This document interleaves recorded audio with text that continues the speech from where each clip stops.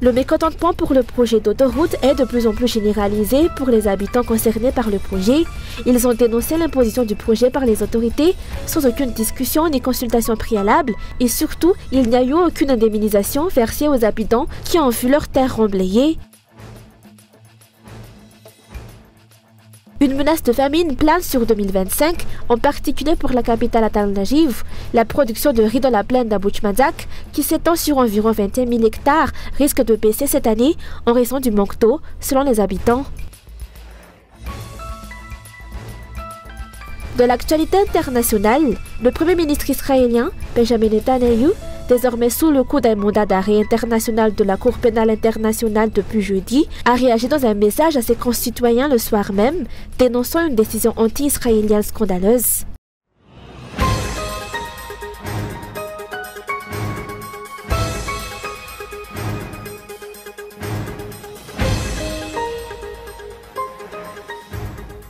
Les habitants concernés par le projet d'autoroute expriment tous actuellement leur mécontentement face à ce projet. Ils ont dénoncé l'imposition du projet par les autorités sans aucune discussion ni consultation préalable, mais tout de suite le déploiement d'engins sur leurs terres qui représentent pourtant leur principal moyen de subsistance. Aucune indemnisation n'a été versée aux habitants pour les terres remblayées dans le cadre de ce projet. Or, de nombreux moyens de subsistance ont été anéantis.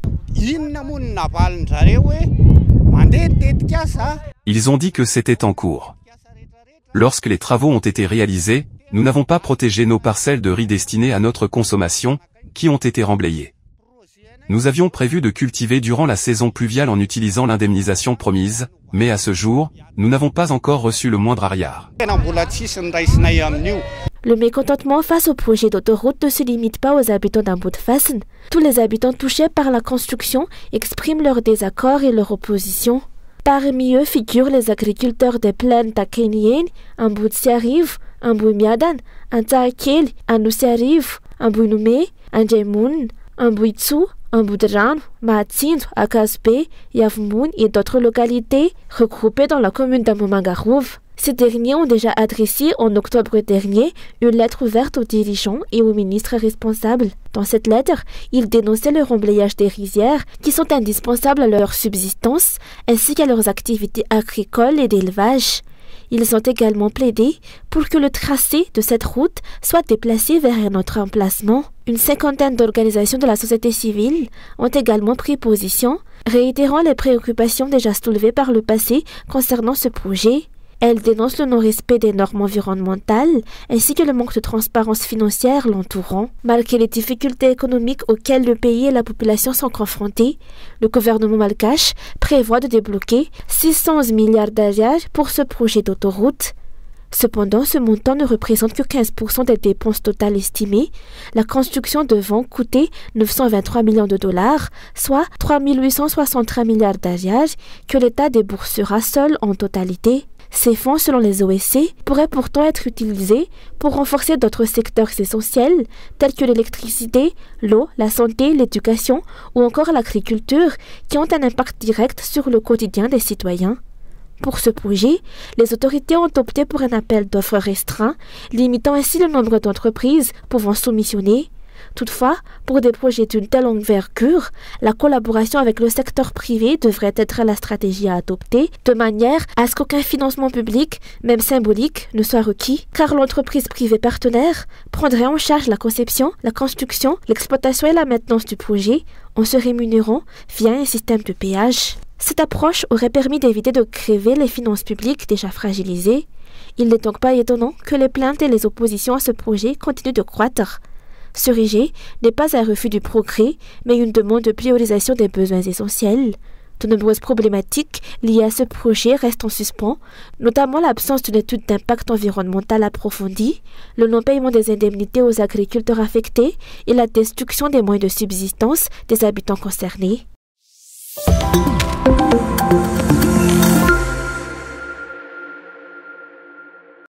La production de riz dans la plaine d'Abouchmadzak, qui s'étend sur environ 21 000 hectares, risque de baisser cette année en raison du manque d'eau selon les habitants.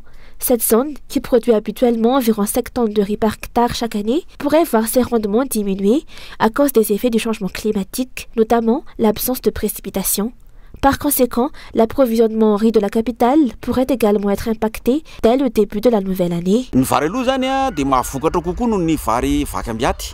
La culture de riz précoce est généralement plus productive que celle en saison pluviale. C'est pourquoi Amboui-Tchoumanzak s'efforce de maintenir cette pratique, car elle a toujours été essentielle pour prévenir la famine à Antananarivo depuis des générations jusqu'à aujourd'hui. Cette culture, récoltée en décembre et janvier, constitue une source majeure d'approvisionnement pour la population de la capitale. Il est crucial de préserver cette culture en mettant en place des solutions et des aides permettant un approvisionnement en eau pour l'irrigation afin d'améliorer les rendements. Actuellement, la culture est encore jeune, récemment repiquée, et l'eau est primordiale pour favoriser la croissance du riz et garantir une récolte de bonne qualité. Les difficultés rencontrées dans la culture du riz sur ces vastes étendues pourraient ainsi entraîner une hausse des prix du riz à Antananarivo, selon les agriculteurs. Ces derniers redoutent que leur moyen de subsistance ne soit complètement anéanti en raison de cette crise majeure. L'année dernière, le mois d'octobre avait déjà apporté quelques pluies dans le pays, ce qui n'a pas été le cas pour cette année. Face à cette situation, les chercheurs sollicitent l'intervention des autorités pour provoquer des pluies artificielles. Le riz, aliment de base des Malgaches, continue de rencontrer des difficultés de production. Malgré cela, les pratiques agricoles restent inchangées. Les habitants demandent également à la PIPA d'ouvrir le barrage de Tiaspanir afin d'atténuer cette crise. Les rizières d'Amboui-Tchoumanzak sont actuellement asséchées et certaines parcelles situées au nord n'ont pas encore été repiquées. C'est pourquoi nous appelons aujourd'hui les dirigeants à prendre des mesures urgentes pour résoudre ce problème qui frappe durement les agriculteurs vulnérables de cette région. Nous demandons l'ouverture du barrage de Tiaspanir ainsi que toute autre action permettant de fournir de l'eau pour irriguer les rizières d'Amboui-Tchoumanzak. Même une ouverture d'une semaine suffirait à alimenter l'Ikyup et la Sisand. Nous donnons ainsi la possibilité de détourner cette eau vers nos champs. En seulement une semaine, nos rizières pourraient être sauvées grâce à cette irrigation. Une menace de famine plane sur 2025, en particulier pour la capitale d'Antananarivo, si les zones dites crues de Madagascar, comme Amboui-Tchoumanzak, ne produisent pas suffisamment de riz. Cette région approvisionne habituellement Antananarivo en riz durant les mois de janvier et février, avant la prochaine récolte.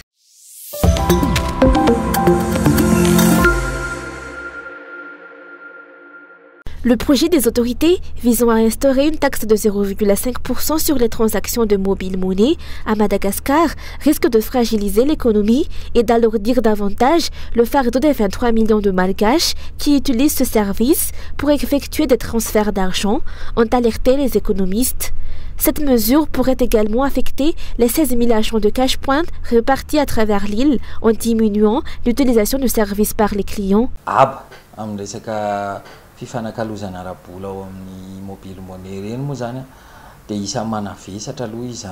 Cette taxe sur les transactions de mobile money représenterait un fardeau pour chacun, car elle entraînera une augmentation du coût des transactions.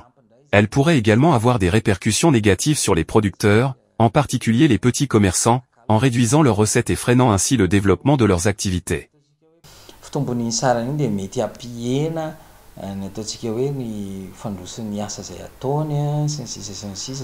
Les économistes ont souligné que cette décision des autorités malgaches entraînera un recul pour Madagascar et incitera la population à revenir à l'utilisation exclusive de l'argent liquide.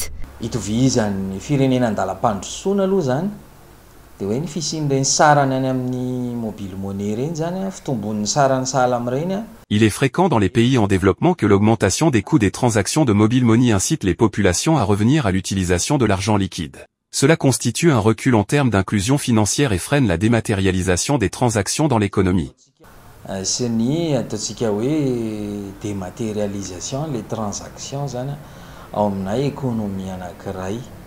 Madagascar est un pays en voie de développement où le pouvoir d'achat de la population demeure très faible.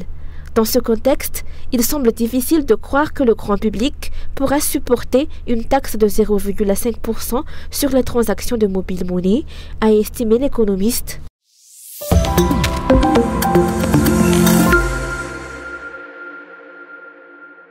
Actuellement, 90% des opérateurs privés responsables de l'électrification rurale subissent d'importantes pertes et sont en faillite. L'État malgache ne soutient plus ces projets depuis 2004. En conséquence, l'approvisionnement en électricité dans les zones rurales recule, les conditions de vie et les moyens de subsistance des habitants se dégradent. En 2024, un financement de la Banque mondiale, en collaboration avec l'Union européenne, a permis à l'État de fournir plusieurs équipements essentiels pour l'électrification rurale, tels que des groupes électrogènes, des câbles et d'autres accessoires. Les opérateurs ont pris en charge l'installation de ces équipements ainsi que l'approvisionnement en carburant pour faire fonctionner les groupes électrogènes et fournir de l'électricité aux localités. Cependant, après cette période de soutien initial, l'État n'a plus apporté de contribution chaque année, alors que cela aurait été crucial pour rendre l'électrification rurale rentable. En raison de la hausse continue des coûts du carburant, les recettes des opérateurs ne suffisent plus qu'à couvrir l'achat de carburant, et les salaires des employés ne sont qu'à peine réglés. Les groupes électrogènes deviennent de moins en moins efficaces, et l'augmentation du prix du gazole aggrave encore la situation. C'est ainsi que la majorité des opérateurs se retrouvent en faillite.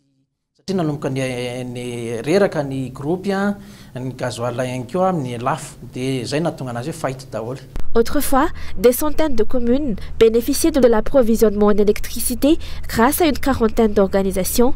Aujourd'hui, la situation s'est dégradée et de nombreuses communes rurales souffrent d'un approvisionnement insuffisant en électricité. En 2024, cette situation devient inacceptable et c'est pourquoi les acteurs concernés demandent un soutien gouvernemental urgent pour améliorer l'accès à l'électricité dans le monde rural.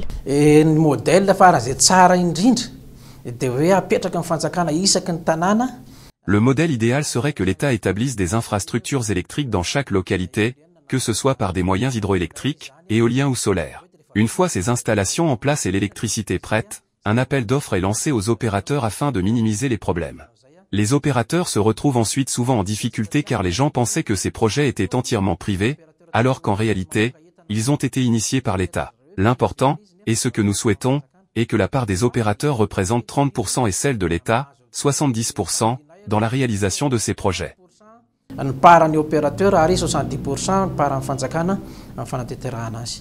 Par ailleurs, les acteurs attendent le décret d'application du FNED ou Fonds national de l'énergie durable, promulgué en 2019 pour améliorer l'approvisionnement en électricité, surtout pour les zones rurales.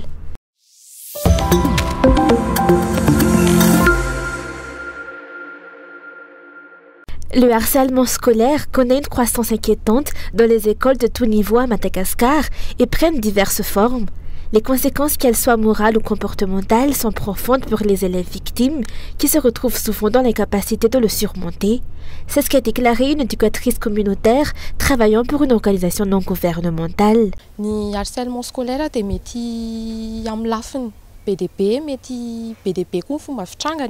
Le harcèlement scolaire peut se manifester sous diverses formes, telles que les humiliations verbales, les insultes et même la violence physique. Ces actes ont de graves conséquences sur l'enfant, entraînant un manque de confiance en soi, la peur d'aller à l'école, et dans les cas les plus extrêmes, le suicide.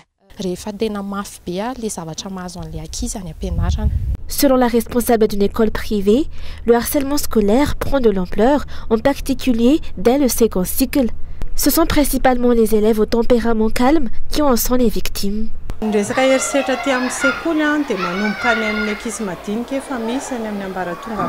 Le harcèlement scolaire existe dès l'école primaire et persiste jusqu'au lycée, mais il se fait plus présent au collège, où les élèves traversent l'adolescence, avec des changements physiques et des personnalités qui se développent. Parfois, ce sont les élèves ayant une corpulence plus grande qui exercent leur domination sur les autres.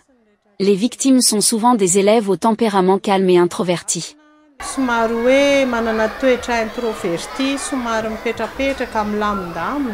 En plus de l'éducation scolaire, il revient aux parents et à la société de surveiller les enfants et de les éduquer aux valeurs du savoir-vivre, ont déclaré les acteurs concernés.